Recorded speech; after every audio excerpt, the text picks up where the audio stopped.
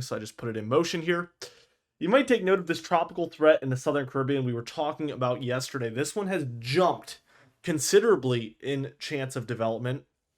It is now up to a 30% chance of development over the next 2 days, so 48 hours, and then a 70% chance of development over the next 7 days. So it has now jumped from, I think it was a low chance of development, all the way past medium and all the way to high within 1 day. So a considerable threat down there. And we talked about it yesterday, but typically these ones that are further south like this do struggle a little bit more. And that's not to say that it's impossible for this one to eventually get its act together.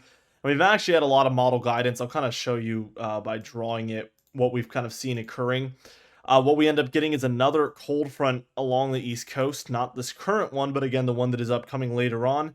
And it kind of develops some low pressure along itself as more of a nor'easter. And then this thing over the coming week or so just kind of meanders and rides along that. And some model guidance, some other model guidance just kind of either doesn't develop it at all or keeps it more separate. So like we end up with the cold front here, but it's just way offshore.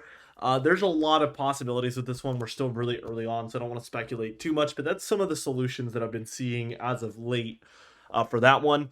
And as we start to just talk about different features, we have a very strong low there north of the Great Lakes, and we can see just a ton of precipitation around for the Great Lakes, areas of Canada, areas of Ohio Valley, Mid-Atlantic, and even now moving into the Northeast. And really, this cold front is a little bit behind. It's more so in here at this point. So this is a few hours ago where we currently see that cold front set up. And we even see precipitation down here in the deep southeast, like Florida and Georgia, there as a result of that same system. The Northwest, although it's not as action-packed as this low that's in the east, is still seeing its fair share of precipitation as well currently. So as we kind of just zoom in, again, we can see here these passing showers. Some of these are mixed with snowfall, especially in the higher elevations. We don't have precipitation typing on right now. And then we can see this low up here is causing some really high precipitation along that cold front. A lot of showery activity and just plain rainfall, but on the very front edge of this, we do have the chance for severe weather where we do have a marginal, so level 1 risk of severe weather across a lot of your mid-Atlantic in these areas. And this advisory here, this brown box, is actually for the chance of severe weather. So we do expect these to start really turning into thunderstorms once they're lowering down from these Appalachian Mountains. So that is going to be occurring here today on the 19th. Around 5, 6, 7, 8 p.m. And then as we get later on towards like 11, 12, 1 tonight is when it's going to be reaching closer and closer to the eastern seaboard. So for some areas, this will be an overnight storminess.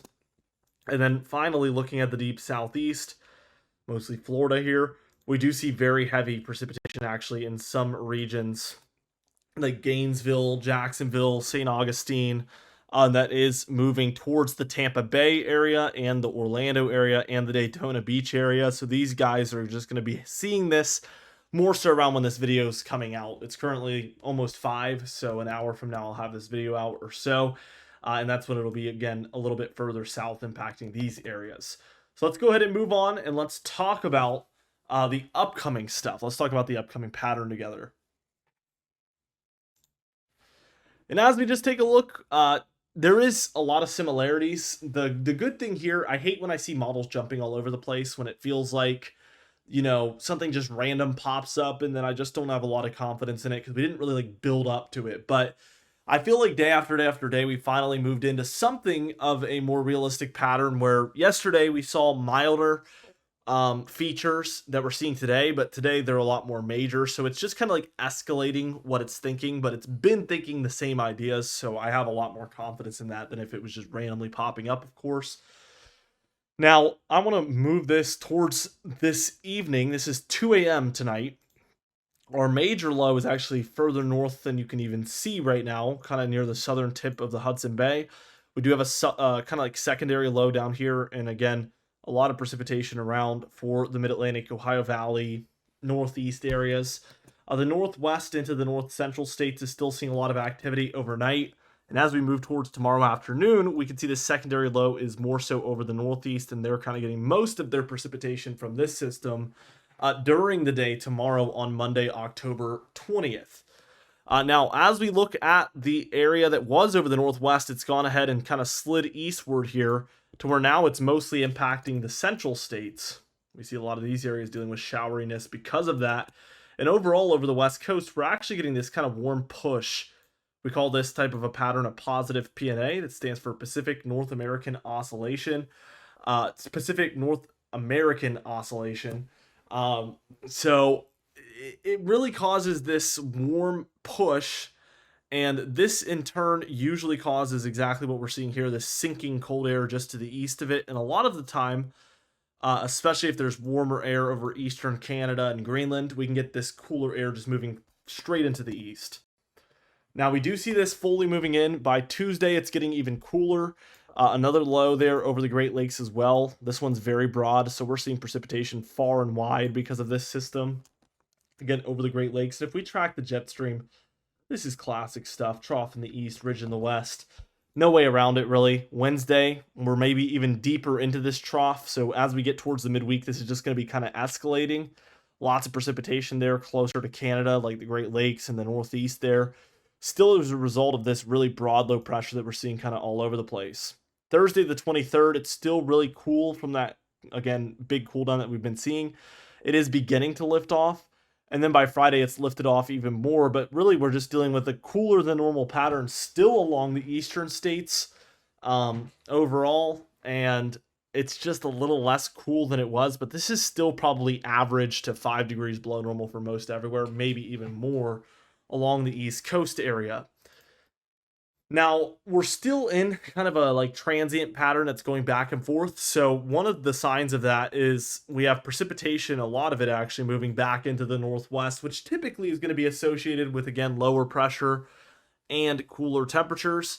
And that's going to maybe do away with our positive PNA type factor. So briefly, we could move into something of a little bit of a negative PNA, and we see more activity as we head towards the weekend. Saturday the 25th here, lots of rain and snowfall there in the northwest. We also have quite a bit of storminess across the deep south, Midwest, and Ohio Valley there.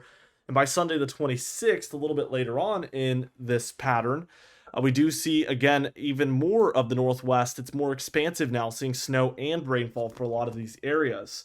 Looking at the east, we see lots and lots of showers and thunderstorms as we've kind of seen a warmer pattern. It's not super warm, but it's just warmer, where we're getting this lift from the Gulf, and that's probably bringing in a lot more heat and humidity, and that's leading to these showers and isolated thunderstorms just kind of popping up all over the place.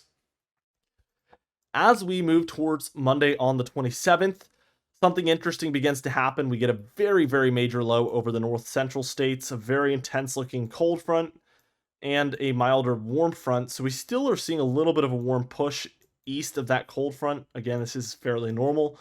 But we're getting this shoot of very cold and dry air moving in behind this really quick moving cold front. As we advance past that, the low is very stagnant. The actual cold front is outpacing it. So we end up with this low still over the upper Midwest. That cold front now just way bowing out beyond the low. And we I don't even know where the warm front is at this point. It is a messy look. But overall, we end up with plenty of chances of precipitation in the east as a result of this. We see the west warming back up. So again, that positive PNA kind of making a comeback here. And that's going to steer this cooler air further and further eastward as it just progresses. So again, this is mid next week. Wednesday here on the 29th, we see a lot of the eastern states dealing with that cold front. And here comes that tropical system 10 days from now, maybe 11, over the Bahamas. It's quite major as well on this European model. 978 millibar low pressure center there over the Bahamas. And you see, we get this kind of nor'easter trying to develop to the north, but this thing wants to really interact with it. Tropical systems love to ride along cold fronts, and that's exactly what this one does offshore. But we still get a 990 millibar low pressure center here for the mid-Atlantic and the Northeast, which is a pretty hefty nor'easter type storm. This is beyond 10 days, so take it with a grain of salt, but I still think this is a very interesting look. Lots of storminess in the east and much, much cooler compared to normal. And we kind of end off on a similar note.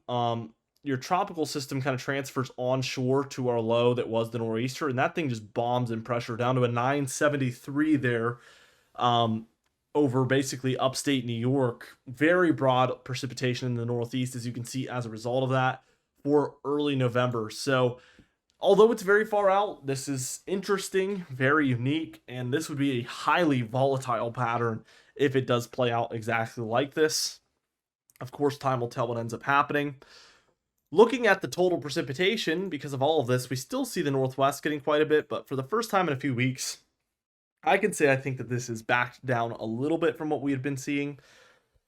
And then basically from the north central into the central plains and then eastward from there. So really we're just excluding the Gulf Coast region and deeper south. We're looking at really healthy amounts of precipitation and maybe unhealthily high amounts in the mid-Atlantic and Northeast, which is a big, big change. Looking at the anomalies, we see mostly above average in, again, mostly the north central and northeastern states, but the Northeast here, this is 2, 3, 4, 5 inches above average. This is way, way, way above what is typical for this time of year, and you know, maybe double or triple your average if we see something like this. So this could be a detrimental amount of precipitation.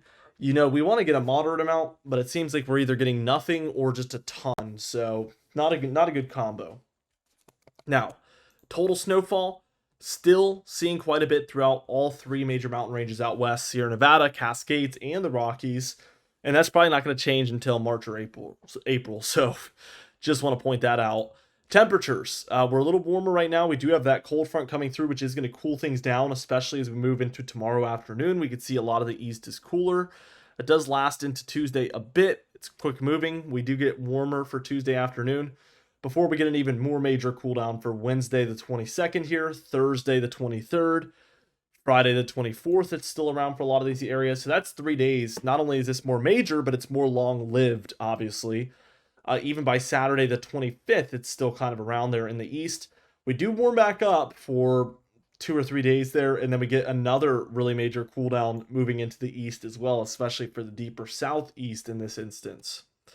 The GFS model, just to kind of compare, again, we get this shorter-lived cool down behind that cold front. We get a longer-term one, much more major as well, lasting into the weekend, maybe even a little bit beyond it.